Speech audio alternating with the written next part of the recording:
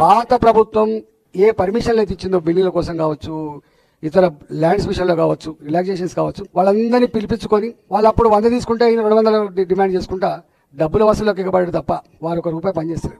ప్రభుత్వపరమైన ఆదాయాన్ని పెంచేదానికంటే కూడా వాళ్ళ ఆదాయం ఎట్లా పెంచుకోవాలని ఆలోచన చేస్తున్నారు. బిల్డింగ్ కన్స్ట్రక్షన్ పోతే ఫర్ ఎస్ఎఫ్టీ ₹75 వాళ్ళు ఏదో ₹100 డిమాండ్ చేసినట్టుగా, వీళ్ళు ₹50 ఇస్తామని చెప్పి బతలాడుతున్నట్టుగా, రెండింటి మధ్యలో ₹75 ఇవ్వాలంటే ఏదో ఫిక్స్ అయిపోయింది. దానికి గమ్మతైన విషయం ఏంటంటే ఇదేదో రైట్ ట్రయల్గా వచ్చే ట్యాక్స్ లెక్క ఒక 3 మనుషుల్ని దీన్ని డిజిగ్నేట్ చేసి ఆ 3 మనుషులు చెప్తేనే పర్మిషన్లు వచ్చినట్టుగా, ఆ 3 మనుషులు చెప్తేనే ఆ డబ్బులు వాళ్ళకి ఇచ్చినట్టుగా ఏదో అగ్రిమెంట్ అయిందని అంటున్నారు. తాత జాహీర్ లాగా ఎక్కడో పెరుగుతుంది, ఇట్లాంటి విరిగిపోతుంది. రేవంత్ రెడ్డి గారిని అందరి జుట్లకెళ్ళి పుట్టిన అంటున్నాడు కదా, అందుకని జుట్లకెళ్ళి పుట్టిన ఆలోచనగా వచ్చిందంతా. పోయే కాలం ఇట్లే ఉంటుంది.